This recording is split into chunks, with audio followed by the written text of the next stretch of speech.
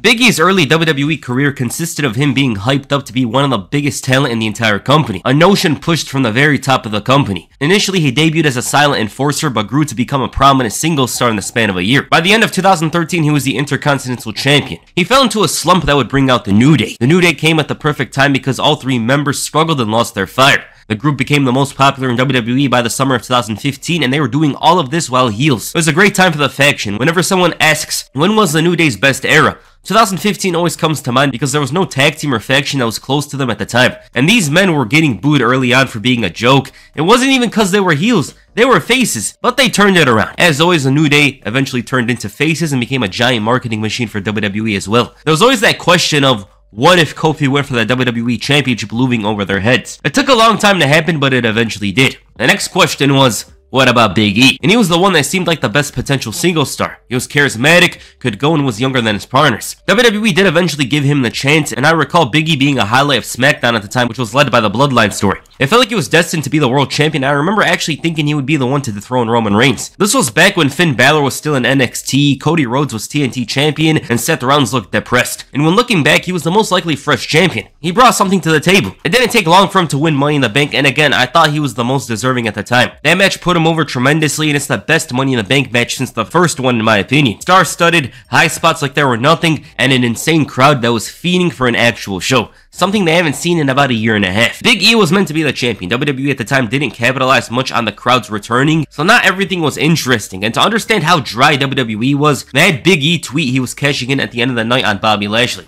He kicked off the show with the briefcase. Lashley wasn't exactly worried despite having to deal with Randy Orton later that night as well. He almost ignored him. MVP said he thought Big E would level up and he did, but he ran away from SmackDown because he might be scared of Roman Reigns and Brock Lesnar. He wasn't the center of attention during this segment, and both men were mostly focused on each other. Big E pushed the champion's buttons and it led to a brawl with Orton dropping the champion with an RKO.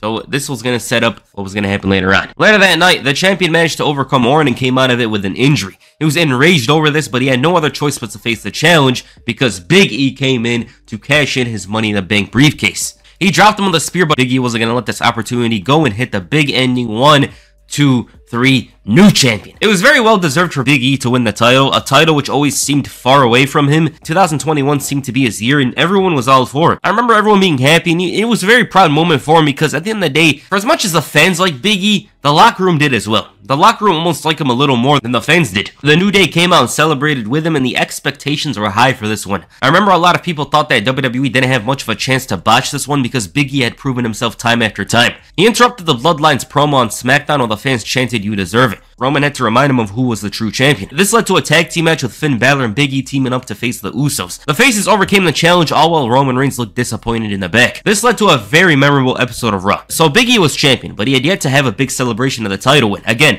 the fans were so excited to see him on top. He was beyond grateful for the fans that were happy to see him win the title, and even wished that Brody Lee got to see him win the title. Big E said that the celebration had to be cut short for their big 6-man tag team match. The Tribal Chief made his first appearance on Raw since 2019, and the tag team match was pretty good, but you have to wonder, what if it was on pay-per-view? I think it would have been even better and provided a satisfying encounter that makes good on a potential Bloodline versus New Day tag team match. A match that brings an actual result, a clean result. Because Bobby Lashley interfered and caused chaos. He destroyed the New Day, the Usos, and Roman Reigns took advantage of this to win the tag team match. Lashley dropped them as well and was incensed over losing the WWE Championship. This was actually a great tag team match. It was at the peak of the Bloodline story as well, so I thought that made it a little better. Lashley also speared Big E through the barricade. He demanded a triple threat match for the main event, and Adam Pearce was up for it. This was 3 of the very best wrestlers of 2021. All 3 men had some of their best work that year. Roman was on fire in ring and the Bloodline story was reaching a boiling point. Bobby Lashley took advantage of the chance to become the champion and had some of his best character work and matches in his entire career. And Big E, he had finally gotten a strong push as a singles star. This was a pay-per-view match, but WWE decided to put it on Raw.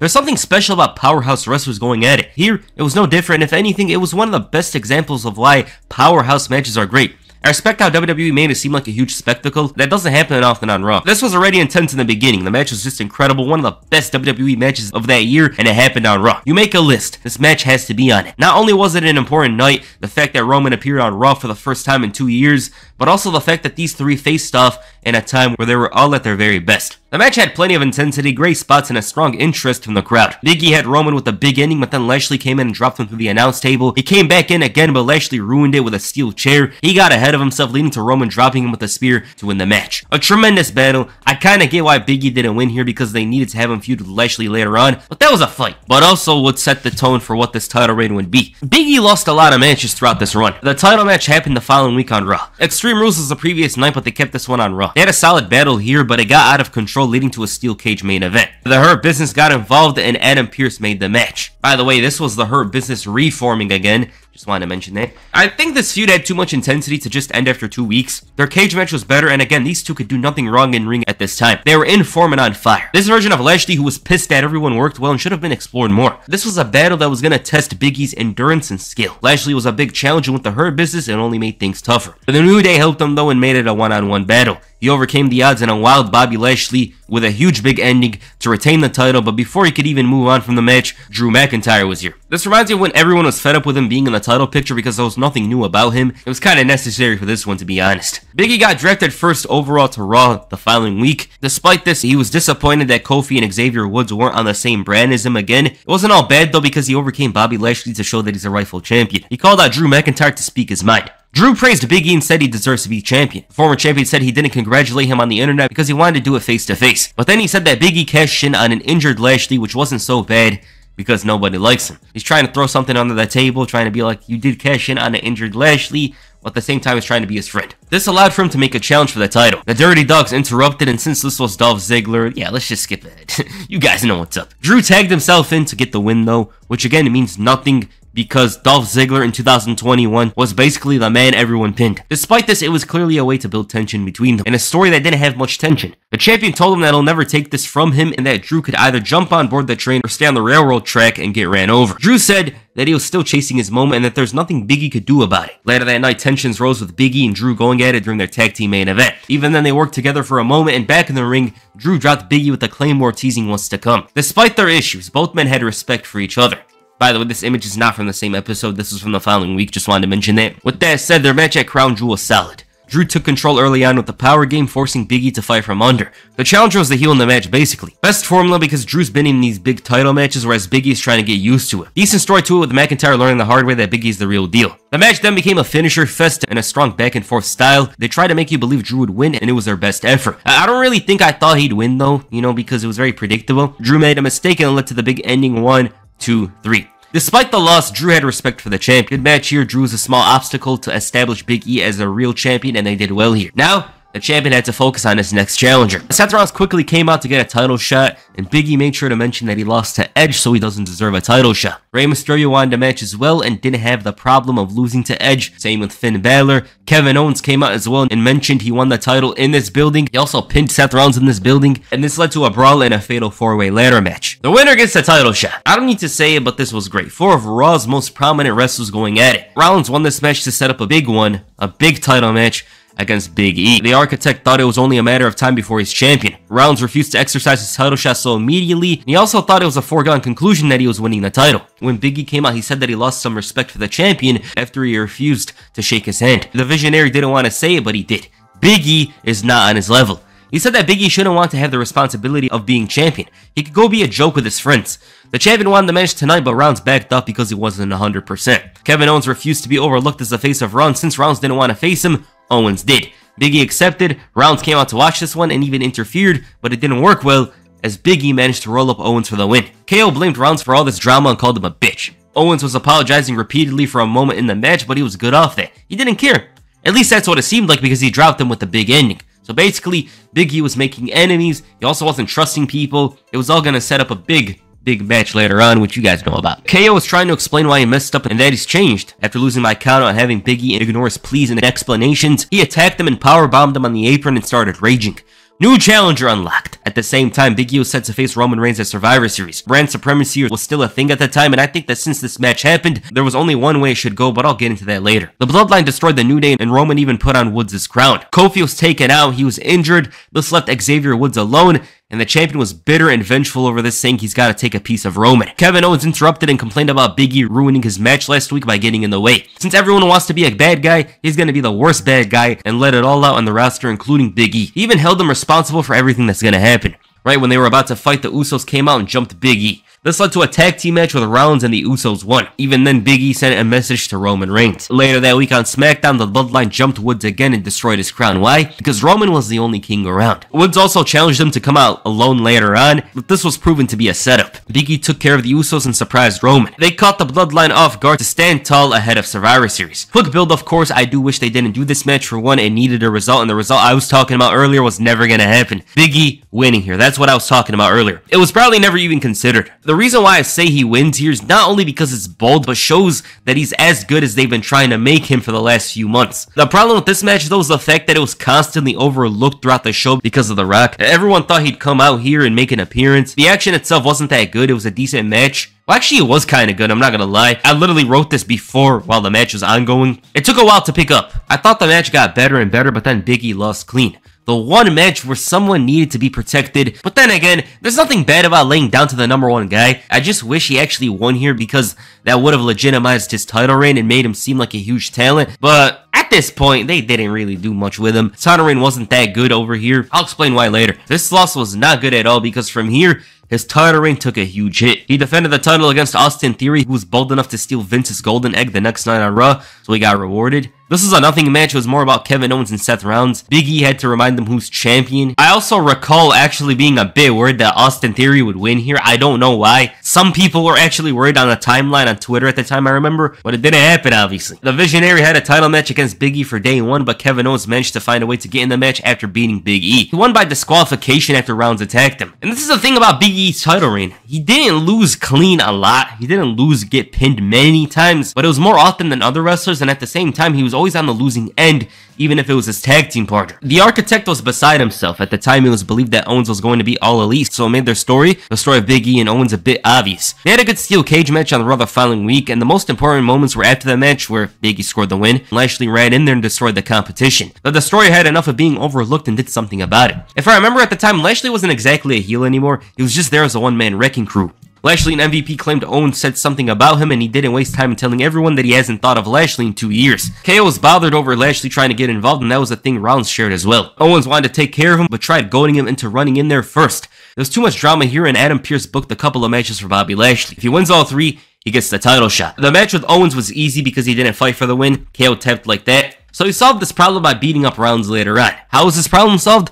Well, because he beat up Rollins, Seth Rollins won by disqualification, meaning Lashley couldn't challenge for the title. This method quickly got patched, and Lashley took advantage to set up a main event match against Big E, and it was no disqualification. The heels interfered, and even then that wasn't enough to save Big E because they were also trying to harm him as well. MVP helped Lashley score the win to make it a fatal 4-way match. While each man had their own problems, Rollins and Owens randomly became buddies, and this led to some forgotten entertaining moments involving them. And yes, Big E got his ass kicked in the main event. Just wanted to mention that. The Day 1 pay-per-view turned out to be one of the most significant events in recent history for WWE. I know it sounds a bit dramatic and a bit over-exaggerated, but let me explain it for a moment. So initially the show was to be main evented by 2 matches, or one match, which is Roman Reigns versus Brock Lesnar for the Universal Championship. This had been building for about 5 months up to this point, if I remember correctly, and the rumors at the time was that Day 1 was going to set up something huge for WrestleMania 38. The other match, which is the one you guys obviously know about, which is Big E versus Bobby Lashley versus Kevin Owens versus Seth Rollins for the WWE Championship, that was obviously supposed to be a fatal 4-way initially. Roman Reigns, though, got COVID-19,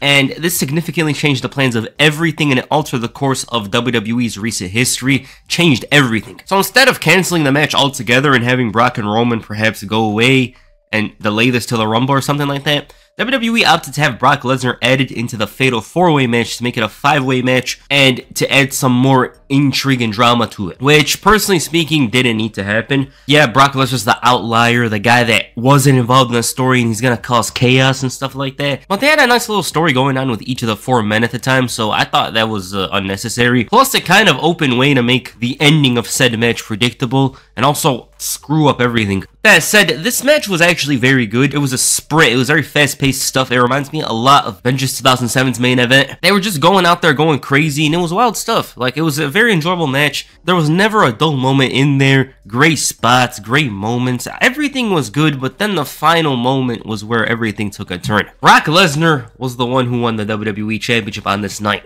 It was so unexpected. I'm talking about unexpected before the show even began. It just changed everything. He pinned Big E here, unfortunately, as well, to put an end to his reign, which Honestly, let's be honest, it wasn't the best of reigns, but I would have preferred if it was any of the other three rather than Brock Lesnar, because Brock Lesnar already had a story set in stone with Roman Reigns. They didn't need to drag him into here, because the moment Brock came into this match, they started making plans for him to unify the titles, and it got all messy. It was very messy from here on. This doesn't take away from what was a good match. It was very exciting stuff. Probably the best Big E match in this entire title reign. It was my personal favorite, but I do wish he went out in a different way. It was for the best though, because he did not have the best of runs. There's a lot of reasons as to why he didn't have a great run.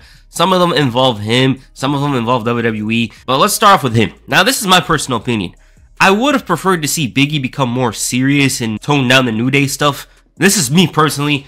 The reason why is because I feel like he had a lot more to offer rather than just being the New Day guy, which was basically what Kofi Kingston was in his own run. But I think it worked out better for Kofi. I think it's because he's smaller or something like that. I don't have a problem with Big E coming out representing the New Day, but like, I think they should have toned it down and adjusted his character for the main event scene, because what we saw was not the best representation of what Big E was. Even his regular goofy character wasn't at its best here. He also got outshined by Seth Rollins and Kevin Owens and even Bobby Lashley throughout this run, so that tells you all you need to know, and the fact that it wasn't a good run. They also didn't book him to the best of their abilities by having him be on the losing end many times, even in tag team matches. And again, he didn't take the pin in a couple of these matches, but it doesn't bode well when your WWE champion, your world champion, is on the losing end of several matches. They also rushed the Bobby Lashley feud for no reason, because they honestly could have pushed it forward. They could have done that match at Crown Jewel. They could have done a lot more, like a no disqualification match that goes crazy. They didn't do that. They just rushed that Bobby Lashley feud, which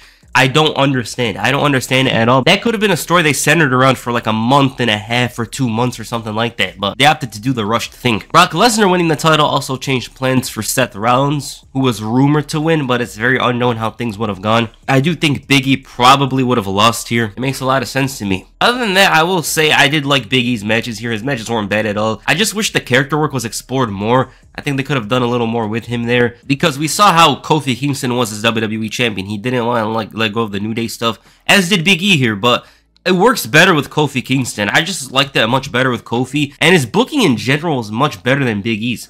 Like, Kofi at the time had a protected finisher, he rarely lost. That wasn't the case with Big E. They literally had him lose his first match in a 6-man tag team match. But it just wasn't a good title reign all around. This was during WWE's like dry time period. There's not much good about this time period at all. Big E unfortunately didn't get booked well after losing the title. They made him seem like he never even won the Intercontinental Championship, let alone the WWE Championship. And he ended up going to SmackDown, where he unfortunately suffered a neck injury, which leaves him sidelined to this very day. Alright, what'd you guys think of Big E's title reign? Please comment down below, and that's it for this video. Make sure you hit the spear on the like button and perhaps a big ending on the subscribe button. Peace. I'm out.